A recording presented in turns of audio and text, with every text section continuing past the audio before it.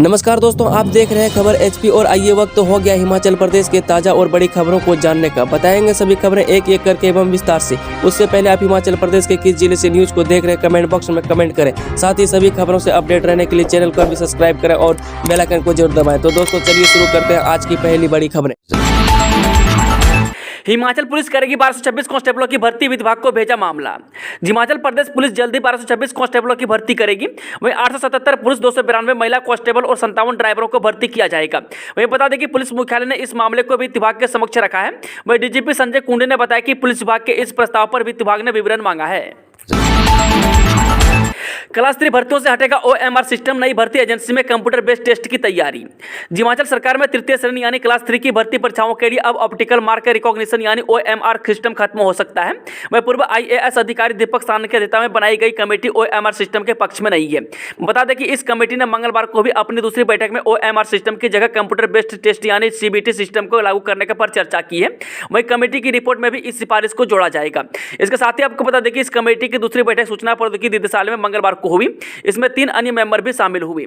इनमें पूर्व आईएफएस अधिकारी Sanjay Kumar, Indian coast guard के पूर्व अफसर देवराज शर्मा के अलावा निदेशक आईटी मुकेश रेपसवाल भी शामिल थे।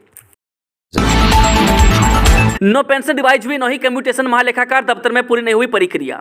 हिमाचल में वर्ष 2016 से 2021 के बीच रिटायर हुए हजारों पेंशन अपनी पेंशन के रिवाइज होने का इंतजार कर रहे हैं। वहीं बात सिर्फ पेंशन की नहीं है बल्कि पेंशन की कम्यूटेशन भी रिवाइज नहीं हुई है। वही बजट सत्र के दौरान सरकार ने कहा था कि सिर्फ 20,000 पेंशनरों के मामले लंबित हैं और मई माह में यह काम पूरा हो जाएगा। वहीं राज्य सरकार ने रिवाइज पेंशन और बाकी देनदारियों के लिए 25 फरवरी 2022 को कार्यालय आदेश जारी किया था। इसमें कहा गया था कि जो कर्मचारी 1 जनवरी 2016 से 31 दिसंबर 2021 के बीच में रिटायर हुए हैं उन्हें कम्यूटेशन की संशोधित राशि दी जाएगी, लेकिन इसके लिए वित्त विभाग अलग से नोटिफिकेशन जारी करेगा। वहीं बता दें कि यह राशि भी चरणबद्ध तरीके से देने की बात कही गई थी। तब से लेकर अब तक इसके बाद आगे कदम नहीं बढ़ा है। वहीं आपको बता दें कि इसकी सबसे बड़ी वजह महालेखाकार कार्यालय में पेंशन के केस लंबित होने का है। ऐसा लग रहा है कि यह प्रक्रिया अगले महीने तक ही पूरी हो पाएगी। एसएसबी में निकली 1656 पदों पर भर्ती, 10वीं 12वीं पास करें आवेदन। जो नौकरी की तलाश कर रहे युवाओं के लिए गुड न्यूज है। वहीं सशस्त्र सीमा बल यानी कि एसएसबी में tradesman constable, head constable, ASI और सब इंस्पेक्टर के 1656 पदों पर भर्ती होने जा रही है। बता दें कि इस भर्ती के लिए नोटिफिकेशन जारी हो चुका है। इन पदों पर आवेदन करने की अंतिम तारीख 18 जून 2023 है। गगल एयरपोर्ट पर उतरेंगे A320 विमान, विस्तार के लिए पहले चरण में 572 करोड़ से अधिग्रहण। जो गगल एयरपोर्ट पर A320 विमानों का संचालन होगा, इसके लिए रनवे को बढ़ाया जा रहा है। वह पहले चरण में 1900 मीटर और दूसरे चरण में 3010 मीटर तक रनवे को बढ़ाने की योजना है, जो कि A320 प्रकार के विमानों के संचालन के लिए उपयुक्त है। वहीं बता दें कि पहले चरण के लिए अधिग्रहण की कुल लागत 572 करोड़ रुपये है। यह खुलासा मुख्यमंत्री सुखविंदर सुक्खू ने धर्मशाला प्रवास के दौरान जिला कांगड़ा को राज्य की पर्यटन राजधानी के रूप में विकसित करने के लिए क्रियान्वित की जा रही पर्यटन और अन्य प्रमुख योजनाओं की समीक्षा बैठक के दौरान किया। ऑरेंज अलर्ट के बीच हिमाचल के कई भागों में भारी बारिश और ओलावृष्टि, चोटियों पर गिरे फाहे। हिमाचल प्रदेश में मंगलवार को ऑरेंज अलर्ट के बीच कुल्लू और लाहौल स्पीति की चोटियों पर बर्फ के फाहे गिरे। वहीं कांगड़ा, शिमला और मंडी के कई क्षेत्रों में बारिश के साथ ओलावृष्टि हुई है। वहीं मौसम विज्ञान केंद्र शिमला ने बुधवार को भी प्रदेश के कई क्षेत्रों में भारी बारिश, ओलावृष्टि व अंधड़ चलने का ऑरेंज अलर्ट जारी किया है। वहीं बता दें कि 27 मई तक प्रदेश के अधिकांश क्षेत्रों में मौसम खराब बना रहने का पूर्वानुमान है। वहीं प्रदेश में बदले मौसम के मिजाज से बीते 2 दिनों से पड़ रही गर्मी से लोगों को कुछ राहत मिली है। सीएम सुक्खू बोले, एयरपोर्ट विस्तारीकरण के विस्थापितों की सरकार करेगी व्यवस्था। जब मुख्यमंत्री सुखविंदर सुक्खू ने कहा कि कांगड़ा में पर्यटन को विकसित करने आए हैं, वे 3000 करोड़ रुपये कांगड़ा को उपलब्ध करवाए गए हैं। वे कांगड़ा हवाई अड्डे के विस्तारीकरण पर कहा कि जो विस्थापित होंगे उनके लिए सरकार व्यवस्था करेगी। वह हिमाचल प्रदेश कर्ज के बोझ तले दबा हुआ है, लेकिन विकास को हम रुकने नहीं देंगे। इसके साथ ही उन्होंने कहा कि हमारी व्यवस्था 4 साल में पटरी पर आएगा और आने वाले 10 वर्षों में हिमाचल प्रदेश देश का सबसे समृद्ध और अमीर राज्य बनेगा। वह जिला कांगड़ा को मंत्रिमंडल में जगह देने के सवाल पर कहा कि मुख्यमंत्री भी कांगड़ा के ही हैं। हमीरपुर, बिलासपुर और ऊना के लिए अग्निवीर भर्ती परीक्षा का परिणाम घोषित। थल सेना में Agniveer general duty technical, clerk store keeper technical और ट्रेड्समैन की ऑनलाइन संयुक्त प्रवेश परीक्षा का परिणाम घोषित कर दिया गया है। वह जिला हमीरपुर, बिलासपुर और ऊना के युवाओं के लिए यह ऑनलाइन परीक्षा 17 से 26 अप्रैल तक हमीरपुर में आयोजित की गई थी। वहीं बता दें कि सेना भर्ती कार्यालय हमीरपुर के निदेशक कर्नल BS भंडारी ने बताया कि इस परीक्षा का परिणाम वेबसाइट joinindiaarmy.nic.in पर उपलब्ध करवा दिया गया है। एक बॉक्स में 24 किलो सेब पैकिंग की शर्त का विरोध, यूनिवर्सल कार्टन लागू करने को 10 दिन का अल्टीमेटम। जे सेब उत्पादक संघ हिमाचल प्रदेश ने सरकार की सेब पैकिंग के लिए लगाई 24 किलो की शर्त को खारिज कर दिया है। वह संघ ने आरोप लगाया कि आड़तियों और व्यापारियों के दबाव में सरकार ने यह शर्त लगाई है। वह सेब उत्पादक संघ ने 10 दिन के भीतर सेब पैकिंग के लिए अंतर्राष्ट्रीय मानकों पर आधारित यूनिवर्सल कार्टन लागू करने की अधिसूचना जारी करने की मांग की है। ऐसा न होने पर आंदोलन शुरू करने का ऐलान किया है। वह 3 जून को सेब उत्पादक संघ की राज्य स्तरीय बैठक में आंदोलन की रूपरेखा तय की जाएगी। केंद्र नहीं देगा कोरोना वैक्सीन, जरूरत पड़ने पर राज्य सरकार खुद खरीदेगी। जी, केंद्र सरकार ने हिमाचल को कोविड वैक्सीन की सप्लाई बंद कर दी है। वहीं कोरोना मामले में कमी आने से कंपनियों ने वैक्सीन का उत्पादन कम कर दिया है। वहीं हिमाचल में भी तेजी से कोरोना संक्रमण के मामले कम हो रहे हैं। वहीं अगर कोरोना के मामले बढ़ते हैं तो प्रदेश सरकार खुद वैक्सीन की खरीद करेगी। पीएमजीएसवाई फेज 3 में अब नई तकनीक से बनेगी सड़कें, शिमला में इंजीनियरों ने किया मंथन। जो प्रधानमंत्री ग्रामीण सड़क योजना फेज 3 के तहत अब हिमाचल में पुरानी सड़कों को अब नई तकनीक से बनाया जाएगा। इसको लेकर शिमला के पीटर हॉफ में इंजीनियरों का 1 दिवसीय सम्मेलन हुआ। इसमें इंजीनियरों को नई तकनीक के बारे में जानकारी दी गई। वहीं बता दें कि ग्रामीण विकास मंत्रालय भारत सरकार के अतिरिक्त सचिव डॉक्टर आशीष गोयल ने मुख्य अतिथि के रूप में शिरकत की। इस अवसर पर हिमाचल, उत्तर प्रदेश सहित अन्य राज्यों के करीब 200 इंजीनियर उपस्थित रहे। हिमाचल में तय मार्जिन से ज्यादा दाम पर खाद्यान्न नहीं बेच सकेंगे कारोबारी, अधिसूचना जारी।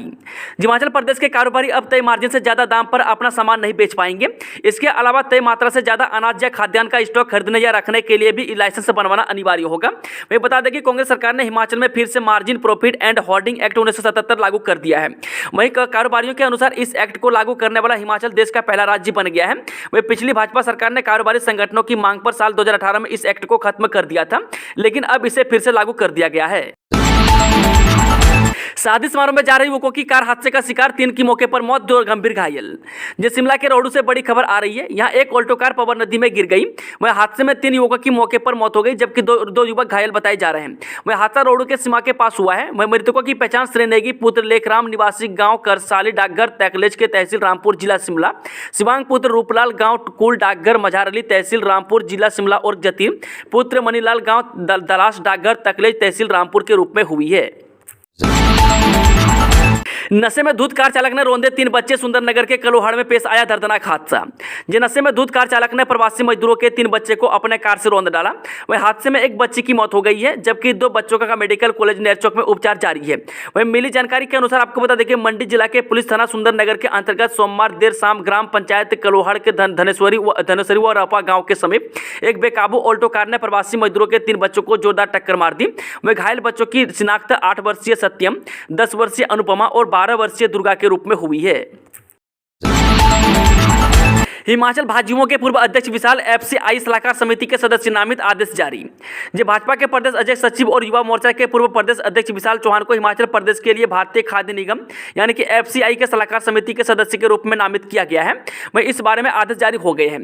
बता दें कि विशाल चौहान ज्वाली विधानसभा क्षेत्र के त्रिलोकपुर के निवासी हैं तथा कॉलेज के समय से ही ये अखिल भारतीय विद्यार्थी परिषद से जुड़े रहे। वहीं भाजपा में इनकी कर्मनिष्ठा को देखकर भाजपा युवा मोर्चा के प्रदेश अध्यक्ष बनाया था तथा वर्तमान में प्रदेश भाजपा के सचिव हैं। वह युवाओं के दिलों के धड़कन है। वह विशाल उन्हें संगठन में रहकर पार्टी को मजबूत बनाने का काम किया है। ग्रामीण सड़कों को सुधारे अधिकारी, पीडब्ल्यूडी मंत्री बोले वो खुद करेंगे निरीक्षण, शिकायत मिली तो होगी कार्रवाई। जिन लोक निर्माण विभाग व युवा सेवाएं एवं खेल मंत्री विक्रमादित्य सिंह ने कहा कि ग्रामीण सड़कों का स्वयं भी निरीक्षण करेंगे और अधिकारी भी हर सड़क का मौके पर नजर रखेगी। वही सड़कों से मालवा हटाने से लेकर उनकी वेटमेंट को सुधारने का काम बड़े स्तर पर किया जाए। ऐसा न करने वालों के खिलाफ कार्रवाई की जाएगी। वही मंत्री ने कहा कि लोग उन्हें सीधे भी शिकायत कर सकते हैं।